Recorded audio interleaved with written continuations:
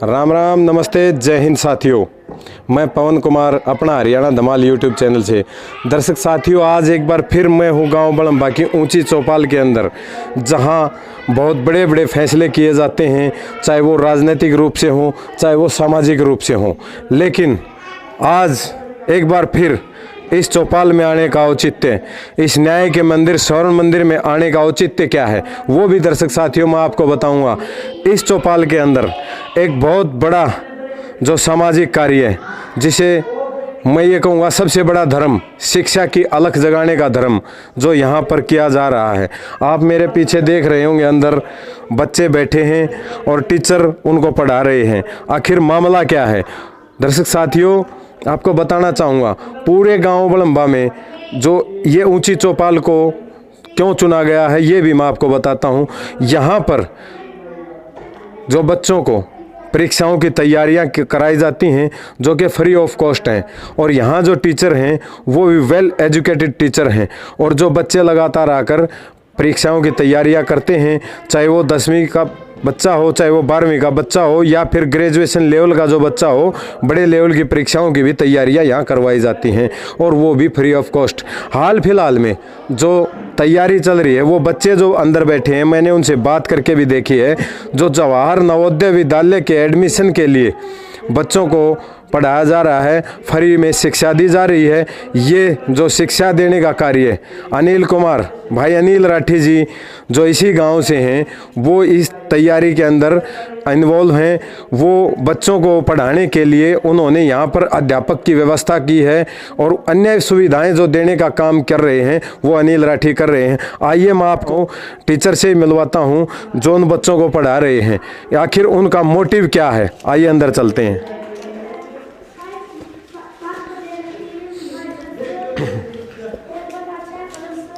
ये देख सकते हैं आप, लगातार ये यहाँ पर बच्चे बैठे हुए हैं, और जो इनके टीचर हैं वो इनको यहाँ पर वेल ट्रेंड कर रहे हैं। भाई साहब से बात करेंगे।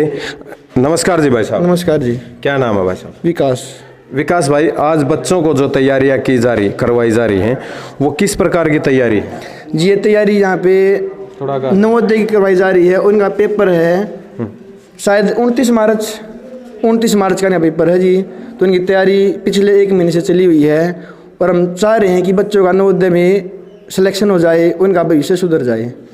तो जो आप कितने दिन लगातार 1 महीने से इनकी तैयारी करवा रहे हैं? चल रही है 1 महीने से। उससे पहले 10th और 12th की चली हुई थी, वो दूसरी जगह पे थी।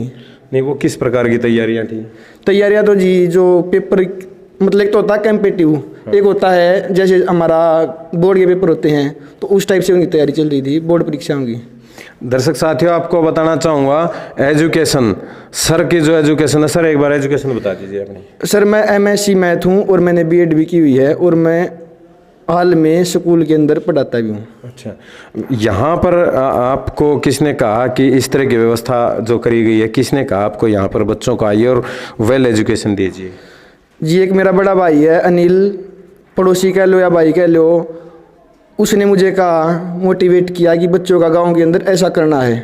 अनिल ने बहुत सारा लगाया, तो मैंने भी ये कर दिया।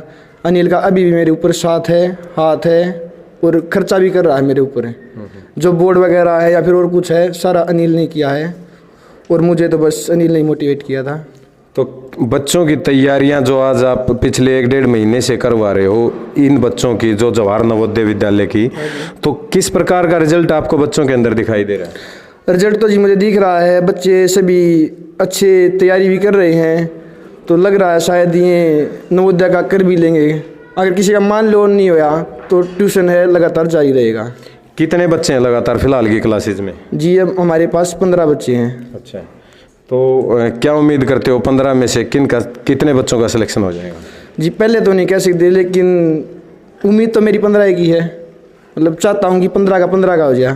चलो, तो बच्चे भी यहाँ पर बैठे हुए हैं, मैं उनसे बात करूँगा। क्या नाम है बेटे? सर लक्ष्य है। लक्ष्य है। किस प्रकार की तैयारियाँ चल रही हैं यहाँ? बहुत अच्छी चल रही है। अच्छा, जो टीचर हैं वो कैसा पढ़ाते हैं? बहुत बढ़िया पढ़ाते हैं। कितने बजे क्लास शुरू होती है और कितने बजे ख़त्म होती है? 4 से 6। 4 से 6। स्कूल से किस टाइम आते हो? सर 2:30। उसके बीच का टाइम निकाल के खाना खा के सीधे यहीं? सर थोड़ी बार फ़ोन देखा और फिर पढ़ाई की। अच्छा, फ़ोन देखना। दर्शक साथियों, ये बहुत बड़ी बीमारी है। छोड़ दे फ़ोन को। छोड़ देगा? हाँ। ठीक है। तो जब एग्ज़ाम होगा नवोदय का तो क्लियर करने की इच्छा पूरी है? हाँ। नवोदय विद्यालय में एडमिशन पक्का लेना है? पक्का। पक्के और मजबूत इरादे हैं बच्चों के और तैयारियां अच्छी हैं, वो इनके बोलने से ही आपको पता चल गया होगा। अब मैं बात करवाऊंगा जो इस कार्य को, इस नेक कार्य को, इस धार्मिक कार्य को, इस शिक्षा की अलख जगाने वाले भाई अनिल राठी जी यहाँ पर मौजूद हैं। मैं उनसे भी आपकी बात करूँगा। भाई अनिल आ जाए से ये थोड़ा है। अनिल भाई राम राम। राम राम भाई, सारे भाईजान हैं। अनिल भाई, कैसे मन में यह आया कि इन बच्चों की तैयारियां करवानी चाहिए और जिन बच्चों को आर्थिक रूप से सहायता नहीं मिल पाती या अच्छे अध्यापक नहीं मिल पाते और वो शायद पिछड़ जाते हैं एग्ज़ाम वगैरह में, तो ये मन में कैसे आया कि इस तरह की तैयारी करवाई जानी चाहिए? भाई साहब, पढ़ाई लिखाई का मामला में हमारा गांव बहुत पक्ष है और ये बात हमने समझ में भी आया, क्योंकि इस गांव में जैसे बड़े अफसर होते हैं ना, जैसे इतना बड़ा गांव है तो एजुकेशन के मामले में कोई इतना बड़ा अफसर हमारे गांव में नहीं है अभी भी। थोड़ा क्या जाए तो मेरे दिमाग में कई दिन से थी ये बात, भाई हम इस तरह की कोई सेवा करा जिस तक गांव में सभ्यता, संस्कार सब कुछ आए और एक दूसरे का मान सम्मान बढ़ाए। क्योंकि अगर बच्चा पढ़ा लिखा होगा तो उसने बोलने की भी तमीज़ होगी, उसको ये भी पता होगा भाई ये तेरा दादाजी है, ये तेरा काके ताऊ है, मतलब उसमें नशे से भी दूर होता है बच्चा। तो मैं ये लगभग 1 जनवरी 2023 से मैंने ये काम शुरू कराया था और मैंने स्टार्टिंग करी थी जो अपनी बाबा भीमराव की जो प्रेस है, चौपाल है, उससे शुरुआत करी थी। तो वहाँ स्टार्टिंग में हम 8वीं और 10वीं के और +2 के जो बच्चे थे उनको पढ़ाते थे। तब उनके पेपर वगैरह हो गए थे। फिर उसके बाद हमने देखा भाई नवोदय के कुछ सरकारी स्कूलों में मैं गया और 1-2 स्कूल में 1-2 साथी तो और बात करी भाई नवोदय के कितने बच्चों ने फार्म भरे हैं। तो उसके बाद मैंने ये चौपाल भी इसलिए चुनी क्योंकि ये गांव के बीच में पड़ती है और ये एक फेमस चौपाल हमारी, क्योंकि जो भी बड़े बड़े कार्यक्रम हुए हैं वो आज तक यहीं हुए हैं। जो भी लीडर आता है या कोई MP आता है, मुख्यमंत्री आता है तो यहीं आता है। तो मैंने इसीलिए ये भाई गांव का बीच है और यहाँ आने में भी आसानी रहती है। और मेरी एक टीसी है मेरे दिल में भाई शायद हम और कुछ ना करके अगर एजुकेशन पर ज़्यादा ध्यान देंगे तो एजुकेशन से, जैसे लड़की हैं इससे 2 परिवार संभलते हैं। एक जहाँ ये ब्याही जाएगी वो परिवार सभ्य होगा और जहाँ इसकी परवरिश होगी वो परिवार भी सभ्य होगा। तो मेरा ये मानना है कि एजुकेशन से बड़ी चीज़ कोई कुछ भी नहीं है आज के दिन। और एजुकेशन होगी, टैलेंट होगा बच्चे में तो उसको कोई रोक नहीं सकता। सरकारी नौकरी कोई ज़रूरी नहीं है जीवन में। प्राइवेट में अगर आपके पास टैलेंट है तो प्राइवेट जैसी नौकरी होती है नहीं।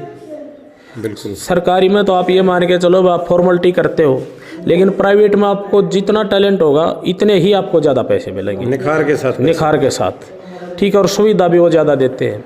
तो मेरी यही तमन्ना है, जैसे अब गांव में थोड़ा समय वगैरह कार्य जो नशे का ये चल रहा है, अगर हमारे बच्चे पढ़ लिख के न कहीं बाहर जाएंगे, वो बिजी शेड्यूल होगा उनका, तो इन चीज़ों से भी वो दूर रहेंगे। आज का दिन जो सबसे मेजर जो प्रॉब्लम चल रही है, हमने तो बाबा बजाने ने तो एक बार पंचायत भी करी है इस मसले में और हमने बैन भी लगाया लोकल पंचायत ने, भाई जो भी ये चीज़ बेचता पाया गया या सार्वजनिक स्थान पर दारू पींदा पाया गया या कुछ और है इस तरह का, तो उस पर जुर्माना भी लगा रखा है।